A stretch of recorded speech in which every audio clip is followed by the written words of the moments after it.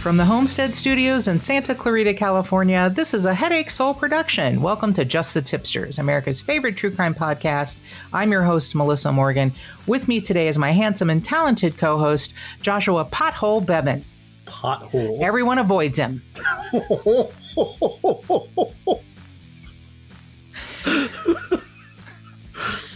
I mean, yeah. It's come to my attention that I have hurt Joshua's feelings, so I'm going to try to make him a little nicer than I usually do. I have gotten a lot of calls to the city about me, for sure. Probably, which is disturbing to think of that connection. But yeah, I bet you have. Please keep that man from standing in front of his window naked again.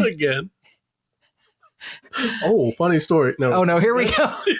I can't go within 500 yards of a school anymore. Hilarious story. Yeah. No one avoids you, my little pothole. Oh.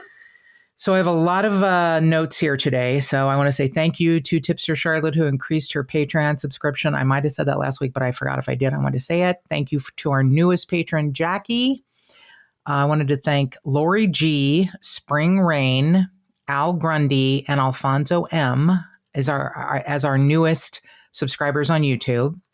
Right. I wanted to thank Kid Check the Rhyme, who after last week's episode said, "Have you guys been smoking seaweed?" Smoking seaweed? Is that a thing now? No, it's when I called you seaweed. Oh. Because you float around and do fuck all. And I don't know if Kid Check the Rhyme is male or female, but Kid Check the Rhyme said, "You guys are hilarious. Are you smoking the seaweed?" Smoking the seaweed. Yeah. So, yeah. no. Well. Yeah. Thank you, Kid. Yeah. Kid Check the Rhyme. All right. And thank you to Grandma is Pissed, who always sends me very funny messages and makes great comments. So we have a new sponsor, and their product is on its way to us. We get to try it. I'm very excited. It's Magic Mind. Oh, okay. It's kind of a energy health shot, I'm going to call it. And I want to say thank you to Betty from Magic Mind for not letting me push her away. Because she kept saying, "That's my favorite thing. We want to be a sponsor." And I'm like, "No, you don't. No, you don't. We don't have enough listeners. No, we'd really like to. No, you don't. You don't want to do that." That's how sponsorship works. Yeah, where it's I just try to get them push to them away, yeah. push them away, and then when they finally wear you down, yeah, yeah, it's like, all right, yeah, fine, send me a box, yeah. So I'm actually looking really forward to that, because I told Betty, I'm like, "Look, I could use something, man. I've been so effing tired, and I have read such great reviews, and I know Joshua has heard spots for Magic Mind on other podcasts. Yeah, I've heard great things. I'm kind of jazzed, and it might lead me away from trying to convince everyone that Mountain Dew Kickstart Black Cherry is my health drink." So I got that going for me.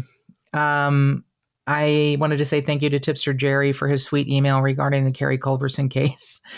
Apparently, Jerry was one of the people who had asked me to cover Carrie's case, and I was like, I think it made me laugh so hard because he said, "I love you. I knew you would wear down at some point."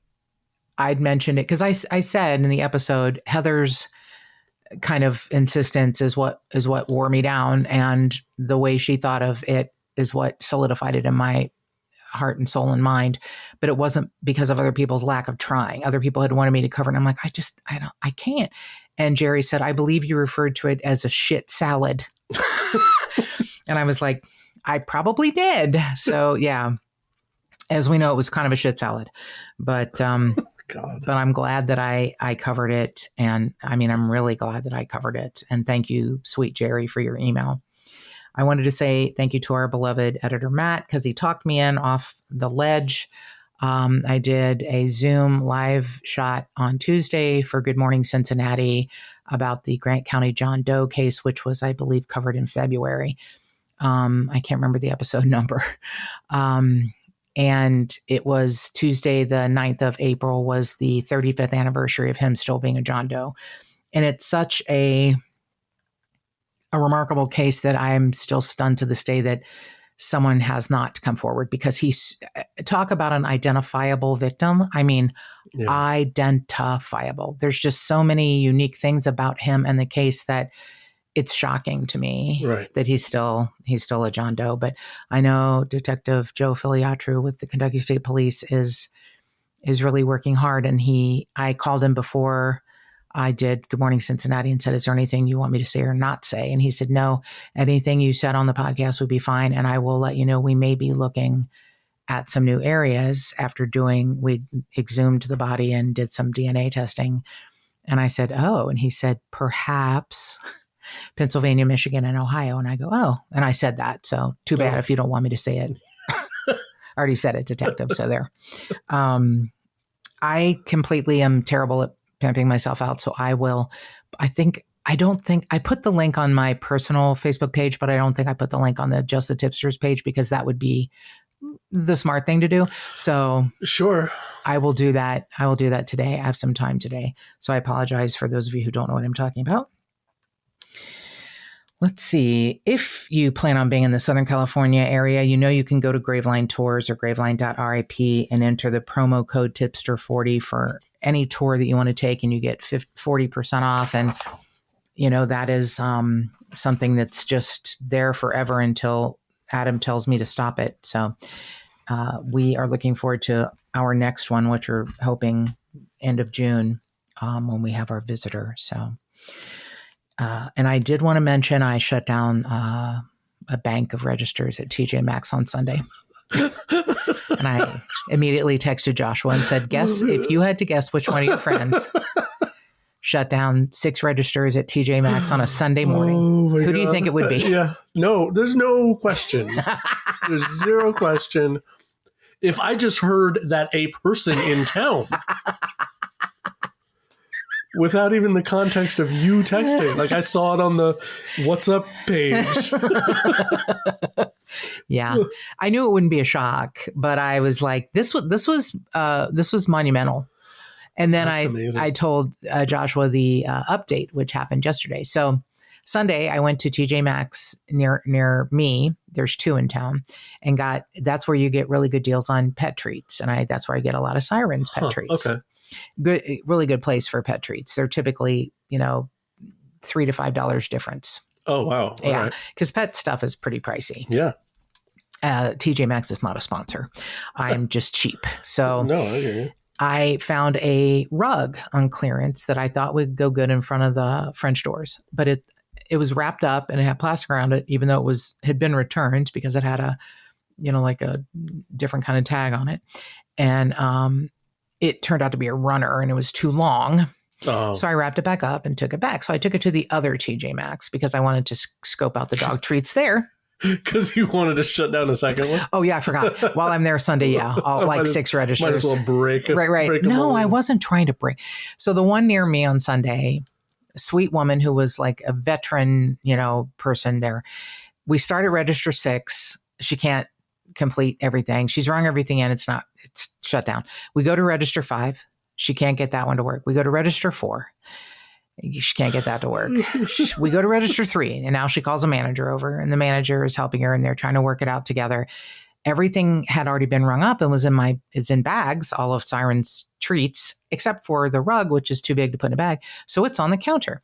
Now, I typically just go and retell these stories, hoping people will understand that I tend to blow things up. Uh-huh. But I took a picture this time and sent it to Josh, and it was like 20 after 10 on Sunday morning. Like, hey, if you had to guess which one of your friends shut down an entire bank of registers, not just 1 or 2 this time, 6. Whole line. Yeah. So the manager was a little younger, and she's, they're working together. And I said, do you need me to take everything out of the bag and redo it? She goes, no, we'll just reprint the register receipt. And then I brought it and showed Joshua because the top is just... It's like the Talmud. It's hugely long for no reason. It says reprint. The bunch of it's blank. It's a mess. It looks like the first 3 times they tried to print it and then nothing printed. Yeah, it just, exactly. Just fed the receipt blank. Yes. So I took this picture, and what was in the picture besides the manager and the cashier person is my rug. It's laying on the counter. On the counter. So the one thing I want to return is the rug. So I go to the other TJ Maxx to get more dog treats for Siren, a better supply, because I, wiped him out of the one near me. Sure. And I go to return the rug, and she's like, oh, it's not on this receipt. And I'm like, what? I just got it on Sunday. It's there. And so, and I'm like, I got it. And I said, it was such a shit show. I kind of tend to, blow up digital things. And she's like, uh-huh. Yeah. Yeah, right. And I go, no, really, it was so bad. I took a picture. So I show her the picture, and what's in the picture? The rug that I had said, did you get this? And she said, yes, it's on there. So it should have been on there, but I have no proof. Right. But I have a picture of me buying it. Yeah. Just, it was not a picture. It was not supposed to be a picture of the rug. So I thought I'd be keeping that. It was a picture of showing me what I fuck up. The frustrated lady's face. Yes. Of the fuckery the manager leaning over with a confused look. And the register lady being pissed at this point. You can see all that. I did say, as I left on Sunday, the manager was over at the register one by the time I left. And I said, does this happen often? She goes, never since I've been here. Yeah. I was like, okay. So they were very nice. They were apologizing all over themselves. And I'm like, look, I should be apologizing to you. This is my fault. Right. And they're like, no. And I'm like, no, it is. It is. You don't blame me, but it is. So when I go to the other one and try and exchange it, she's like, it's not on there. And I go, well, here's a picture of me buying it. And she goes, huh. And she goes, well, the best I can do without a receipt is to give you a store credit. And I go, that's fine. I'm buying another rug. I'm buying another rug and smaller one. And I mean, I bought it, but I'm not wanting the cash back. Yeah. So I got a gift card and I used most of it and I have some left. And I'm not trying to steal rugs from TJ Maxx is all I'm trying to say. That is not my MO. That's not the good use of your superpower. No. Trying to steal clearance runners that don't work for what you want them to and then returning it. So, yeah. No, you have bigger things ahead of you, Jedi. Bigger fish to fry. Yeah, it would be so good if I could channel my powers. I'm telling you, you are gonna when the machines start taking over. Okay. Yeah. Anyway, just a little insight into Melissa's week. Yeah, Melissa's week of weird. So this is not your average story case from us. This is, it sort of popped up in my head when we saw an amazing movie that if you have a chance to see called Late Night with the Devil. And we saw it at the theater. And I love seeing weird movies and especially weird indie movies. But I love seeing weird indie movies with Joshua because he likes to see them on the big screen. And I don't take that for granted. During the pandemic, I was, like everyone else, crushed that we couldn't, go to theaters. And it was like, oh, you can watch it at home. And I'm like, I don't want to. Right. The experience of being in a theater, is so unique. Absolutely. So you've helped me reignite my love of theater. So thank you. Well, cool. Thank you. And that one was good to see in the theater. You can absolutely see it at home. You absolutely can. But I loved seeing it in the theater. Yeah, and it was great. And it was a decently full theater, so the whole theater was reacting with us. I think you and I were laughing harder than most people. I mean, that's generally the way that it is. I mean, I don't know how you call. I cut my teeth the movie theater wise in Long Beach, which is a bigger black population, and black people tend to talk to the shout at the You're sort of black. When it comes to theaters. I'm a little bit black. No, sometimes I've been like, will you shut the fuck up? No, I have been shooshed before for sure. And I'm like, I'm enjoying the movie, especially an indie horror movie. Your living room. Right. You're supposed to react out loud. That's part of the thing. All right. That. If I were being rude, if I'm on my, no, you weren't you don't talk to people, or something. Over. Yeah, right. No, but if you're reacting and you're, no, don't open that door, don't go down those stairs. What are you doing? Right. Well, you weren't that bad with this one. I'm glad. I think we were laughing more than gasping. I did grab you a couple times. Did I hurt you at any point? I'm trying to remember. No, not this time. I've heard him in a couple other movies because I I'm left the nail. Yeah. I told him I just got my nails trimmed. So like getting my claws trimmed.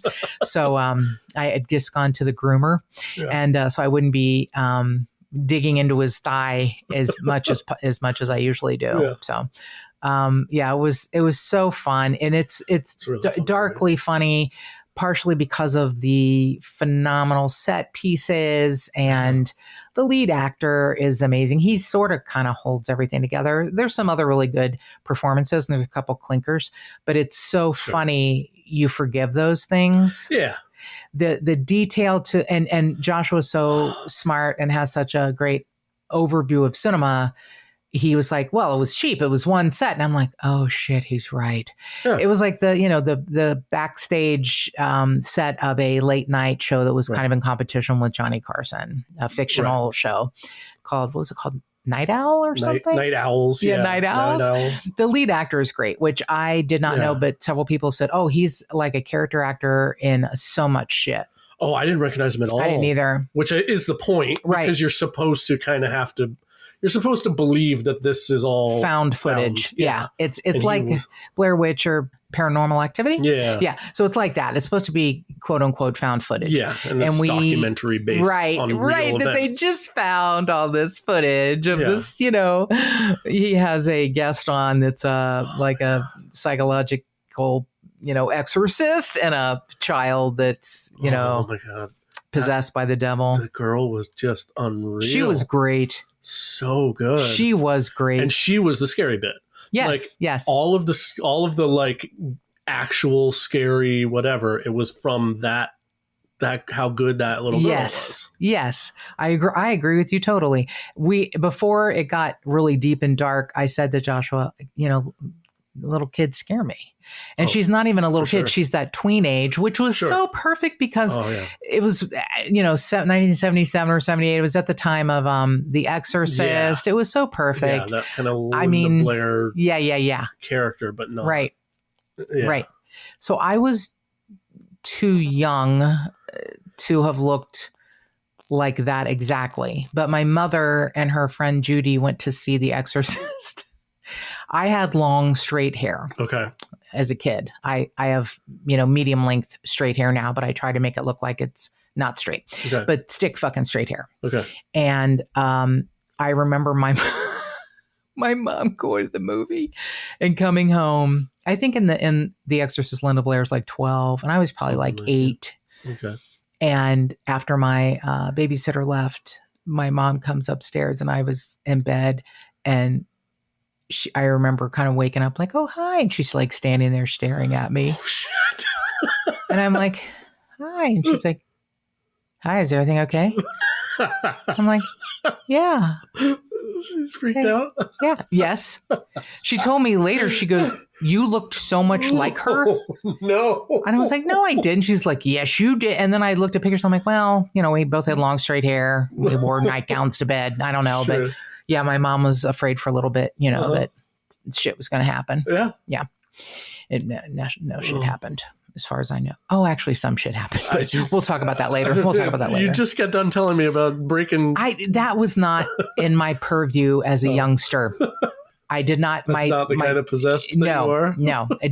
I was. We'll say it was not the kind of possessed I was. Okay. So Joshua and I are watching this movie, and there is a scene, so much funny referential shit just from the clothing, the set pieces, the speech pattern, it so great. But the little girl says, you remember we met at the tall trees. Oh my God. And then there's kind of some like grainy black and white footage of it's called The Grove. The Grove.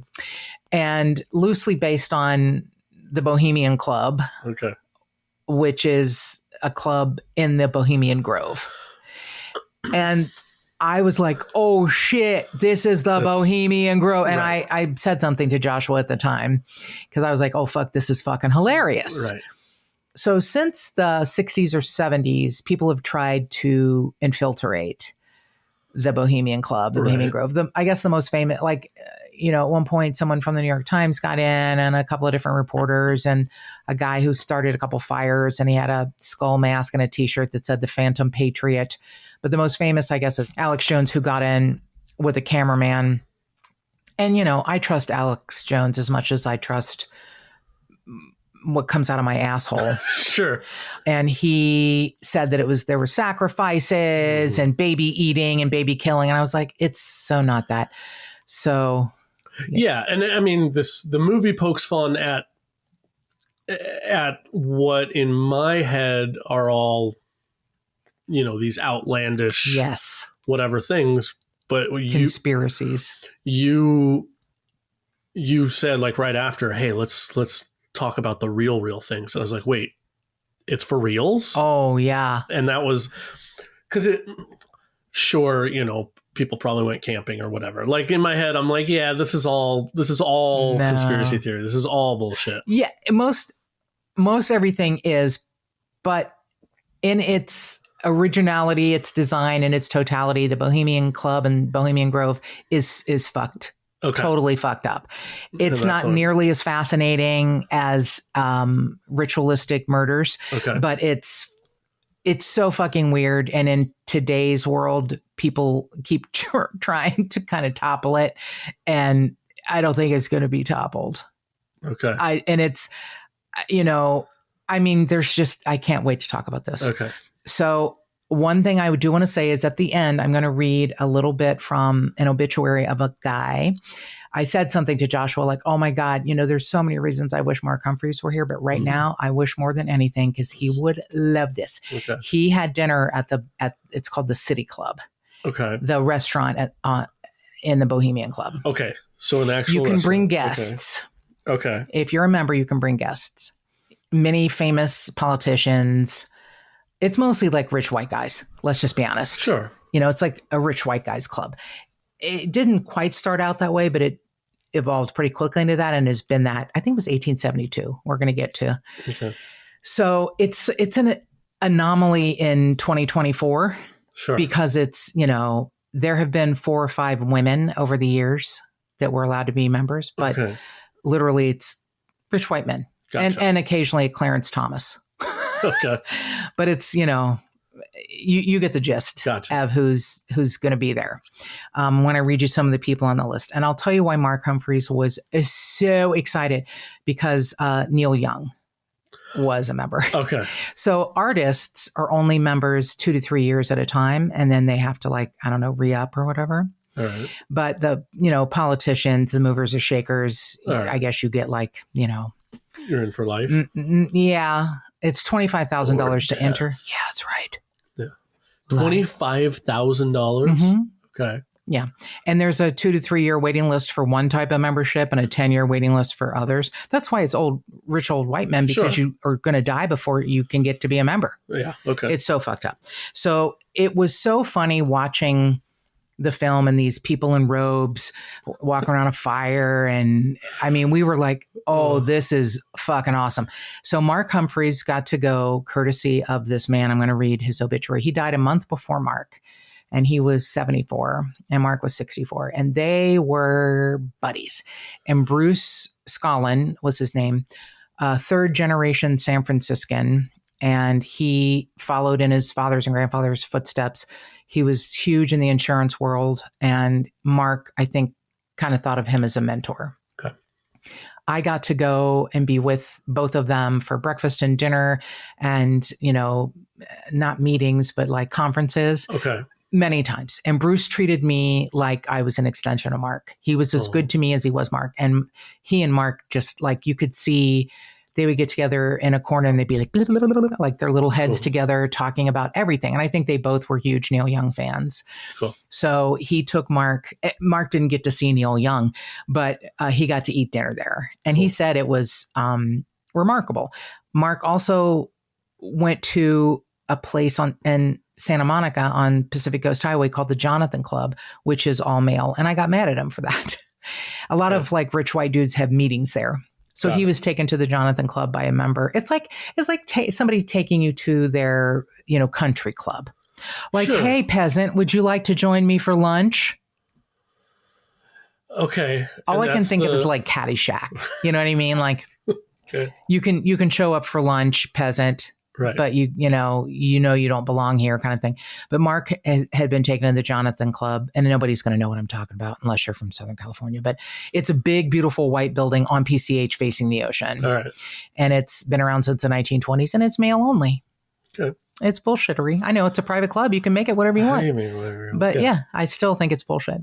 So the Bohemian Club, Bohemian Grove, made me giggle, you know, because I was like, it's like a queer boys club, you know, it's like no girls allowed. But I was like, why would fucking Neil Young be? And I guess it's kind of an honor to either be asked to perform or, you know, to be brought in by a member or whatever. Okay. And this is all for like 2 weeks a year.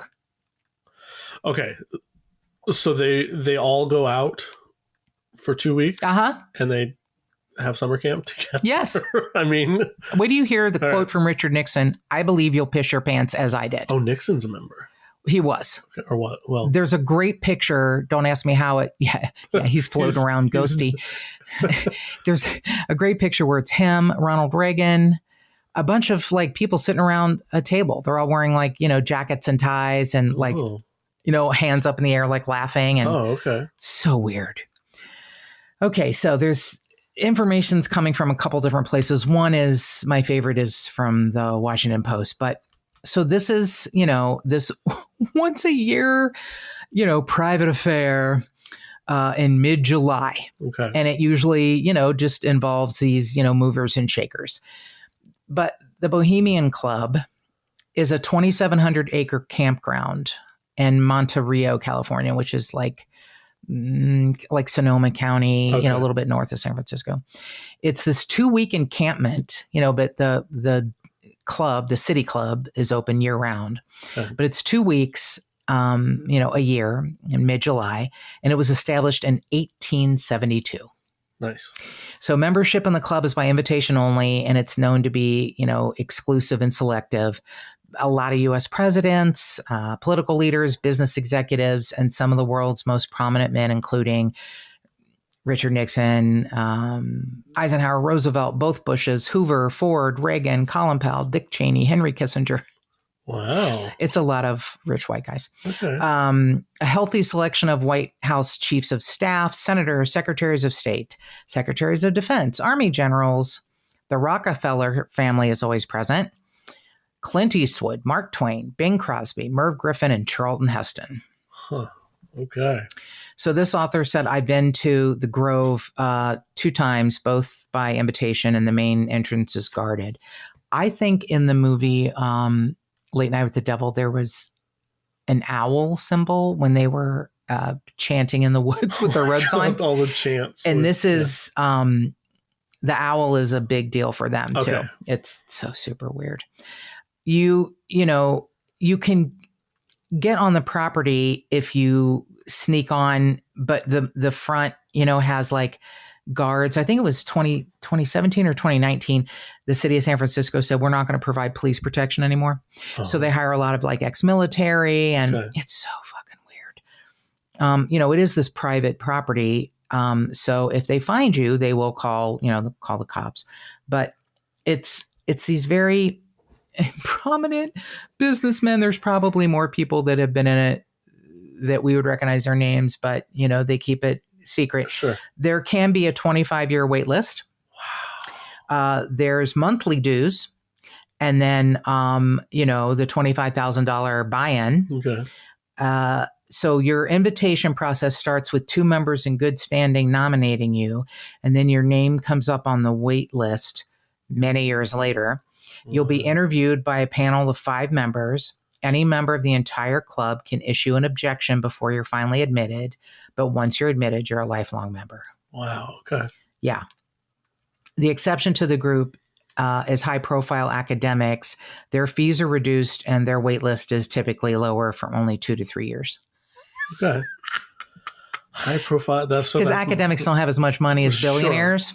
Right. So they lower it to 19.5 instead of 25. Is this all negotiable? Like a third of your salary or something? Good. Yeah. Good. Artists are not members for life, but rather for 2 to 3 year stints. They do not have many fees at all, although they mostly are kind of charged with entertaining. Okay. So they have to do, it's like you're a trained monkey for the permanent members. It's so weird. Dinner. Yeah. Kinda. It's so fucking weird. I don't even know. Yeah. So they limit it to 2,700 men usually, which is funny because it's 2,700 acres. Oh. I know. I wonder if that's the deal, Okay. Professional members are associate members who have developed the ability to pay all of their dues in full, and they're skilled professionals from the arts community. Honorary members are elected by club members, and they pay no membership fees, but they, have to tap dance or something. Sure. I read that there were 5 women, but this says there were 4 women. All right. Oh, 4 women were made honorary members in the club's first 2 decades. Honorary members. Honorary members. So not even actual members. No. All right. They were not given full privileges of the regular club members, and they, had vaginas. So, sure. Right. So even though Mark Twain was a member, it's like, oh no, I never visited there. Huh. Right. Okay. Right. So there's 118 sleeping and leisure quarters scattered throughout the Bohemian Grove, where each member sleeps during the 2 weeks and 3 weekends of the annual summer encampment.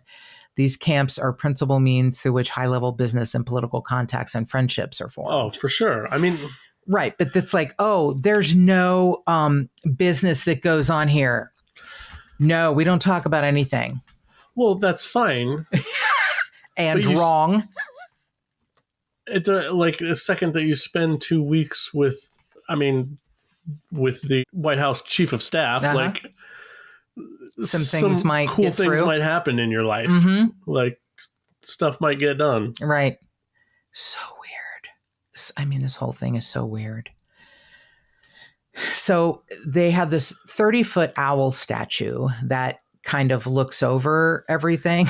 Okay. And he's their, I guess their mascot. There's, their phrase is like, weaving spiders come not here.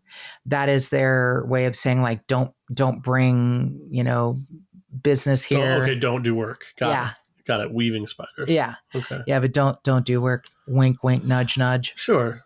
And it's long been known as a place for decision-making for power brokers and national security. And you're going to hear a really good story, a couple of really good stories.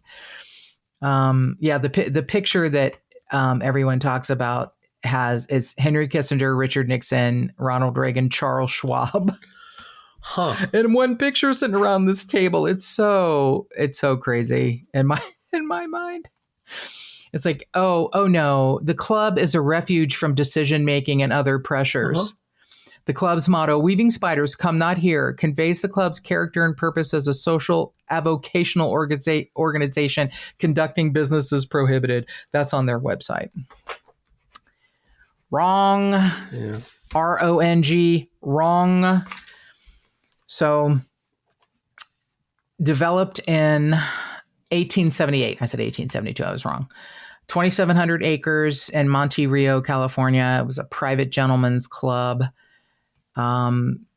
Sort of a founding member's Henry Edwards. He was a stage actor and founding member, which I understood because Bohemian Club. Sure. Like I never understood the name. I was like, why is it Bohemian Club when, all these guys are wearing suits and ties and not one fucking one of them's Bohemian. Right. But I feel like it kind of got hijacked fairly quickly. Sure. So Henry Edwards was a stage actor in New York, and he, relocated to the West Coast. And in 1878, there were, fewer than 100 Bohemians gathered, in the Redwoods, and they had a party, and there was like liquor and, a festive gathering. And then he decided to just do this every year. Perfect. Right. So by 1882, the members had kind of moved to Sonoma and taken over this, 2,700 acres. It's, I guess the Russian River runs behind it, and you can access the club if you like are a weirdo stalker who comes up from the river and walks up the banks, and if they find you, you know, they throw you off, but you can, I mean, if you're really motivated. Okay. Several people have been motivated over the years to do that. I know it's so weird. So they started a mining camp and business to keep it going. Okay, mining. The redwoods, logging. I'm sorry, I said mining. I meant logging, a logging operation. And they, you know, purchased a couple of other areas around the perimeter to make it, you know, like a bigger, you know, and it turns out to be about 2,700 acres. This is so much. Okay. So a writer named William Henry Irwin said, "You come upon it suddenly, one step and its glory over you.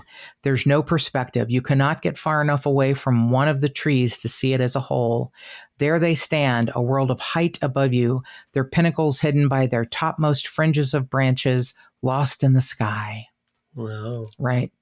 So even though it had kind of been commandeered by a bunch of prominent San Francisco businessmen, they provided, you know, a lot of the financial resources to keep things going until they could make some money on logging.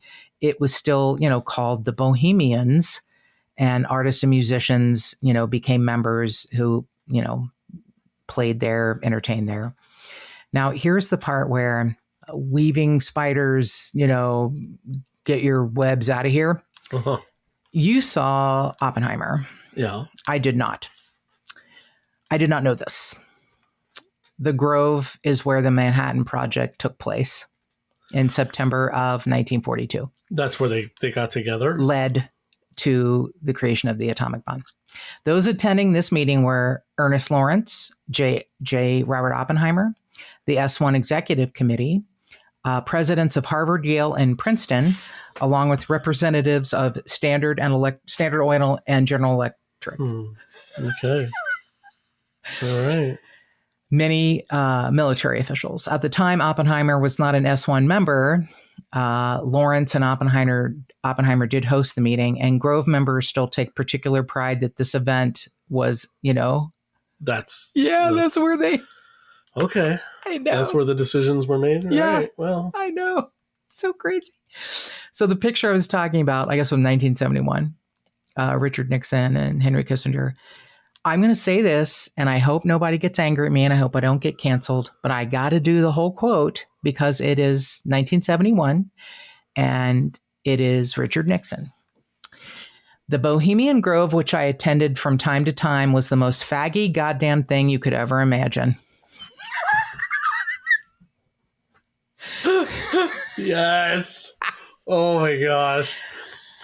Go on, Grandpa. Yeah. What else? A bunch of old white men for 2 weeks holed up in the woods, little camping, rustic camping things, and hey, let's build a bomb, or let's have Neil Young play, or I mean, I know, I'm sorry, I shouldn't say that, but I find it so. I'm sorry, but I found that the funniest statement. I had to say it. Yeah. I have to say it. The most faggy goddamn thing you could ever. Does that not sound like Richard Nixon? I mean, it's in quotes. It is in quotes. So anyway. That's awesome. And I mean, I get what he's saying. Sure. I mean, it's like having a man cave or something. A bunch of guys like, hey, I'm going camping with my buddies for 2 weeks in the woods. No girls allowed. Yeah. Oh, all right. What are you doing? We can't tell you. It's secret. Okay. I can't quit you. Right. We're straight. Of course you are. Yeah. So in 2019, the Sonoma County Board of Supervisors said, look, we're not going to provide you law enforcement anymore. So they, have a lot of, like I said, they hire a lot of ex-military. This is, there is a high level of security. I know even Mark said that just going to the city club, which is not on the grounds. Sure. It's nearby, but it's not the actual Grove. It's part of the club, but not the Grove. In the summer of 1980, Rick Kloger gained entrance to the Grove with the help of an employee, and he posed as a worker for 2 weekends, the weekend of the encampment.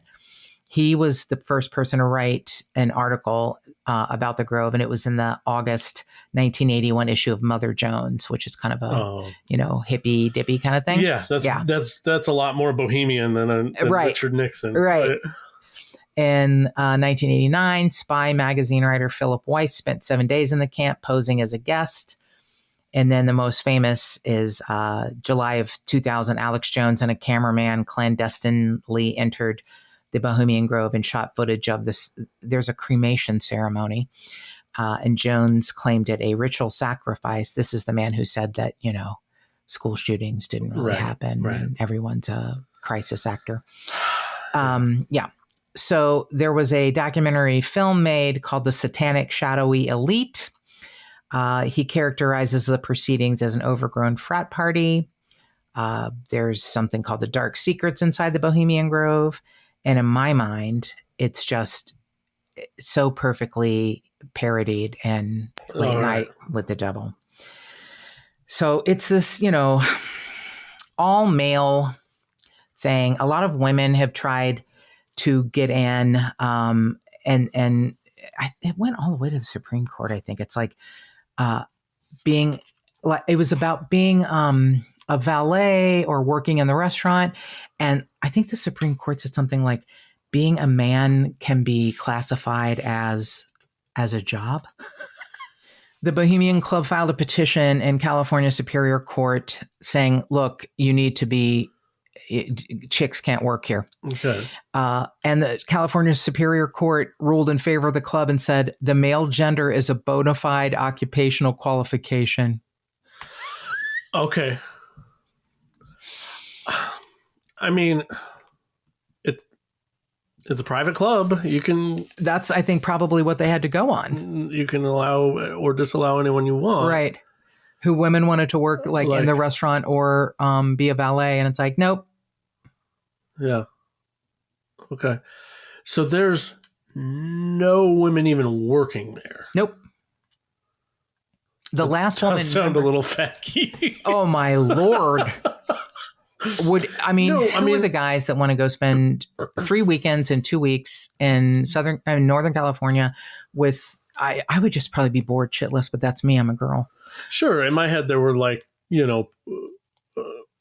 Playboy bunnies serving drinks or whatever. Nope. Yeah. Okay. No, it's like dour dudes. Yeah. Mark said it's very serious business. Like everyone there, it's like, what would you like to drink, sir? Okay. Like no one's trying to get a tip or ingratiate themselves. It's held very, everything's close to the vest and they won't answer. No one will answer a question. Okay. It's super weird. So they do have the cremation ceremony, but they do not kill babies and eat them. And I hate Alex Jones so bad. What are they cremating? I think like ideas or, it's like everybody write down your goals on a piece of paper and throw them in the fire. Right. Name the person you'd most like to have sex with here. And then we'll burn it. Why did everyone say Clarence Thomas? Right. Everybody put it on your forehead and then... we burn your forehead off. No, I don't know what the hell. I'm just being mean. But it's not... They're not actually burning a body. Oh, dear God. No. Well, I don't know. It's a cremation of... burnt offering of a pig or something? Like, that's what I was wondering. Okay. It's like wood or stuff. I mean, it's not, people or animals. Having a bonfire. There you go. You can call it a cremation ceremony because they will never change the name because that's what it was named. Sure. Like, you could call it, something terrible from 1872. Right. But it's hopefully they would change the name. But I mean, listen to the names of the I'm sorry. So the Grove stage is actually a really big, beautiful amphitheater. It seats 2,000 and they put on the same play. I don't know why every year. Put on the same goddamn play every year. I don't understand. So what's the play? I don't know. Okay. The Low Jinks musical comedy and Spring Jinks has a variety of other performers. There's the Campfire Circle, That's surrounded by carved redwood log benches. That's a more intimate setting for smaller performances. There's the museum stage, a semi-outdoor venue with a covered stage, lectures, and small assembly performances. There's the dining circle, which is, I guess, where Mark went. I thought it was called the City Club. There might be two things. Oh, you know what? The City Club is outside. The dining circle is inside. You're right. Sorry. Right. Yeah. Dining circle is inside. And that seats 1,500 diners simultaneously. Whoa. The clubhouse, designed in 1903 by Bernard Maybeck, is overlooking a bluff, on a bluff overlooking the Russian River. And it's dining, drinking, entertainment. Sounds like they have some pretty...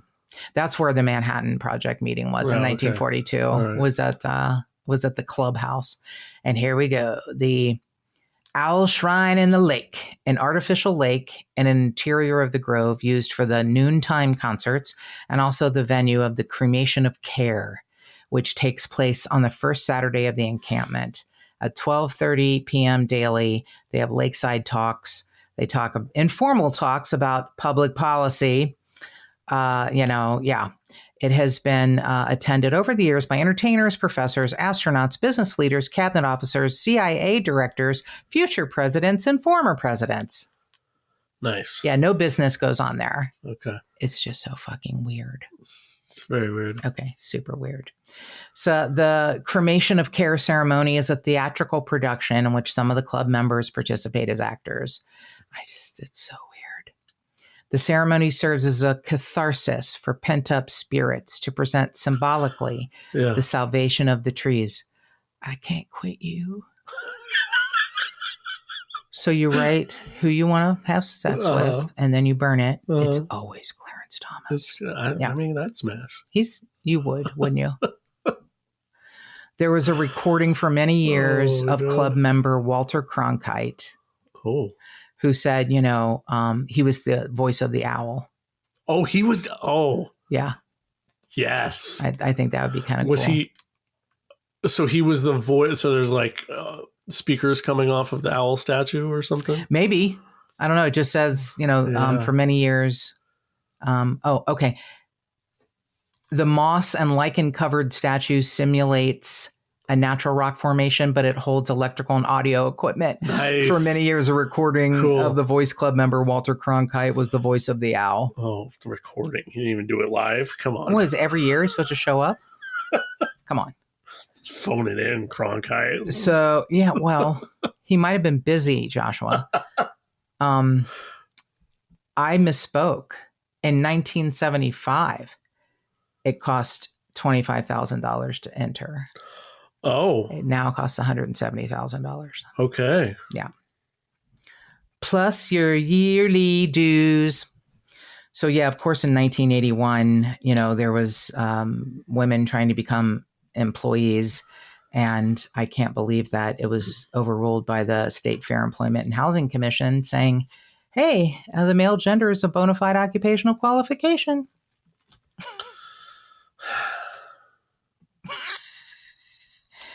No girls allowed. Okay. He-Man Woman Haters Club. All right. And I know there's probably beautiful things that go on there that I couldn't possibly imagine because it's all secret. Well, sure. Such bullshit. They do say it has some tie maybe to the Masons, like a Masonic thing. Well, yeah, that's what I was wondering. You were naming all these people, and I'm like, well, that guy's Skull and Bones. That guy's Priscillian. Like that guy, the conspiracy, whatever in my head. Uh-huh. So I'm sure there's ties to other organizations. Yes, which I think they give a lot of power to the Bohemian Club, and it's just a bunch of, weird dudes, man. Yes, it's summer camp for rich boys. Summer camp for rich old men. Rich old men. It's fine. Who wanna? It's fine. Nothing satanic going on here. Have sex with other men, or just watch. Oh, okay, yeah. There's nothing weird about that. Saying they have to participate. No, you're right. They could just watch.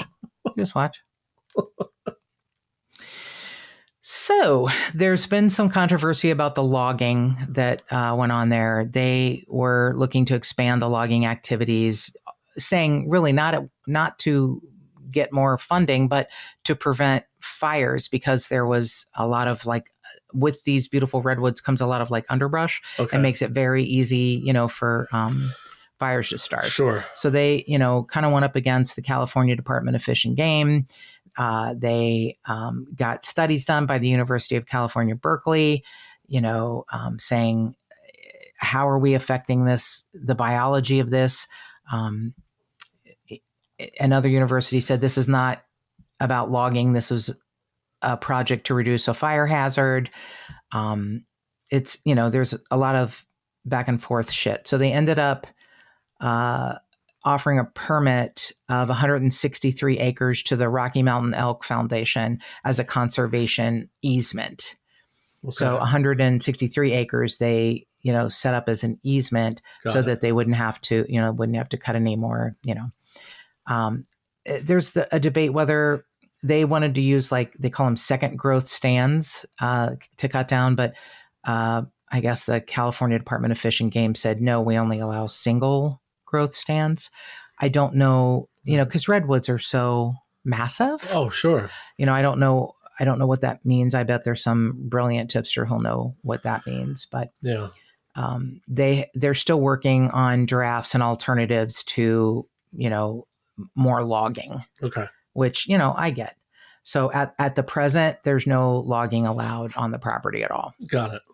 So this is just a part of the obituary from Bruce Scollin, who I have to say was a spectacular man.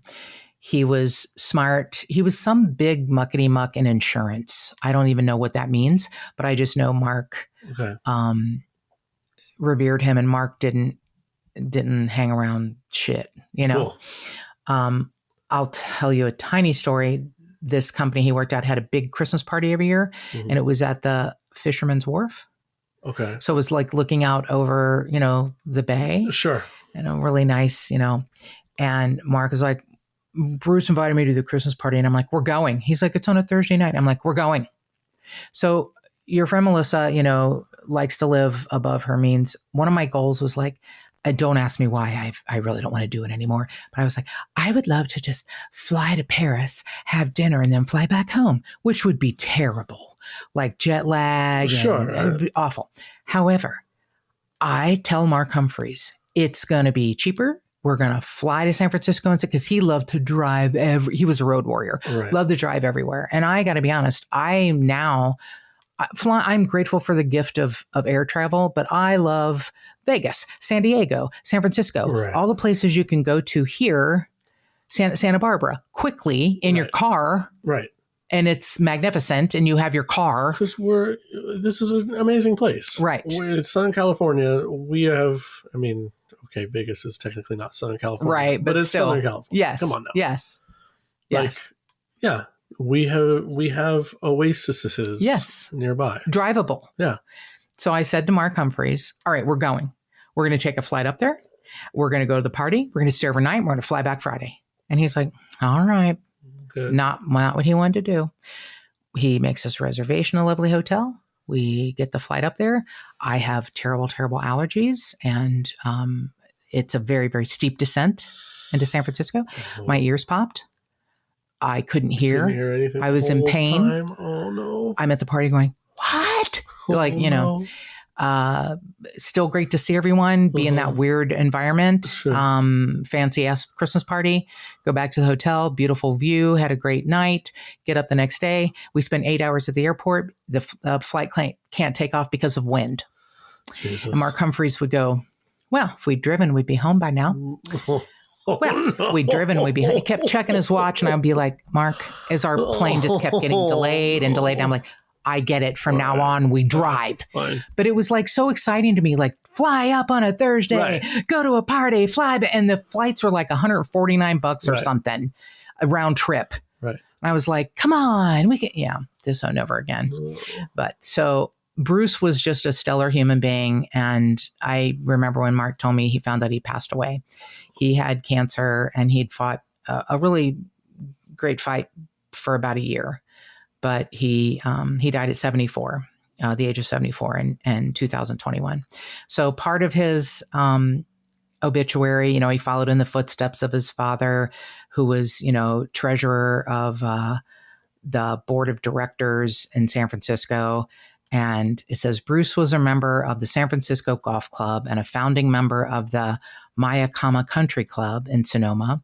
But his most beloved membership for over 45 years was the Bohemian Club, where he served on the board and on several committees. He treasured the camaraderie among talented musicians, actors, writers, artists, and campmates. He especially loved participating in musicals and plays. I'm sorry, I was winking at Joshua when I said campmates, and he had to laugh. Bruce was married with children and grandchildren. I don't think he and Jake Gyllenhaal met up at the... He especially loved participating in musicals and plays. I will tell you that part is interesting to me, and maybe that is why he and Mark clicked, because I think he respected Mark, who was this like Legal Eagle insurance guy, but also a singer-songwriter. Right. But I'll tell you what I loved about Bruce. He always wore the cutest suits, the best shoes, and bow ties. Oh. Always wore bow ties. And I don't think it was because he was with the Nation of Islam. I think it was because he wore bow ties his whole life. Bow ties, yeah. And I think he followed, like I said, in the footsteps of his grandfather and his father. I don't know if they were members of the Bohemian Club, but I do know how proud he was of that. When he took Mark, I think it was, he was so excited to take Mark, and Mark was so excited to go. And I wish he were here to tell us, all the deep, dark secrets. Yeah, exactly. But I can tell you he enjoyed having dinner at the club. Wow. I know. Wow. That's really cool. It's in one sense, it's like, I'm so glad he got to experience that, something that he found so interesting for so many years because of the artists that performed there that he, loved. And part of it is like, that is such a snobby bullshit thing. But I'm glad he got to do it. It's not anything I would ever want to do. Sure. But I think it was something that, made him happy. Well, I don't know. After you read all of that, I really want to. Well, you should go. I think even if it's just to watch. Wink, wink. I mean, nobody's going to tell your secrets, whatever happens. I mean, it's, you're past college age, but we can experiment our whole life. Yeah. Why does experimentation have a limit? Doesn't have to stop. Yeah, I mean, you're an open fella. Thank you. Yeah. Thank you for the permission. Yeah. Oh, no, I wasn't giving it to you. I was just commenting. You give yourself permission, Daddy, whatever. I guess you'd be a bear, right? A bear? Yeah, you're not a twink. Oh, no. Yeah, for sure a bear. Okay. Yeah. You did mention that Daniel is a handsome fella. I think I called him pretty. Was the? I thought you just said handsome, but if you want to, you probably said pretty in your head. He's quite a pretty dude. Okay. Yeah. All right. I'm going to keep all my friends away from you because I'll end up with their buttholes hurting. I can appreciate the good looks of another man without wanting to go to summer camp together. Yeah. You're very open. That's what it's going to say. You're very open and you're, comfortable in your skin. So you're not like, fuck that guy. You can very easily say, oh, that's a handsome guy or pretty, whatever you call him, whatever you kids call each other nowadays. In your weird little group, little clubs. The weird tree clubs. Yeah, your tree house. Tree owls. Tree house. You get a little tree house and lure them in up there. Hey, want to see my owl friend? No girls allowed. Right, that's right. For many reasons. Watch your step. You want to see my owl? Yeah. What the? Oh, okay. Yeah. His head turns around all the way. Oh, we're going to get canceled. Yeah, okay. So we hope you enjoyed. You think those few things that Matt is cutting out are going to stop us from getting canceled? No, probably not. No. Yeah. Well, it was really good hosting this podcast for quite a few years. And I want to thank Joshua for helping me out. And we'll try and come back with something else under different names. Oh, my God. And yeah. I was just laughing along with her. Yeah. I don't have anything against. You don't even use your real name, for fuck's sake. Nobody's even know who you are. I use my real name. They know who I am. I don't hide like you do because you go to summer camp 2 weeks a year. I'd like an invitation. Yeah. Look, I'm not pimping this shit out for you anymore. You do this on your own time. That's not what work is for. I just need 2 nominations. So any 2 who want to contact me. Sure. I'll see if Neil Young and Clarence Thomas are busy. Plus, I need $170,000. Oh yeah, loan, he needs that too. If you can, a loan, like you have any intention of paying it back. Good for it. No, you're not. If you're good for it, you wouldn't need to borrow it. I'm not selling my new car for you, so that you can go to camp 2 weeks a year. Most expensive summer camp I've ever heard of. Does it come with like snacks and juice boxes, or do you got to bring your own food? Yeah, forget that shit. Well, I hope you've enjoyed this very odd episode, but we enjoyed doing it. Yeah, I'm glad you have. It's all that's important is that you're happy. Please remember, if you have a tip on a missing person or unsolved homicide, or you just want to suggest a case to us, please give us a call at 832-TIPSTER. That's 832-847-7837. You can email us at jttipsters@gmail.com. You can find us on any of the social media platforms, just the Tipsters Facebook page, JT Tipsters on Instagram, JT Tipsters Pod on Twitter, and more cowbell.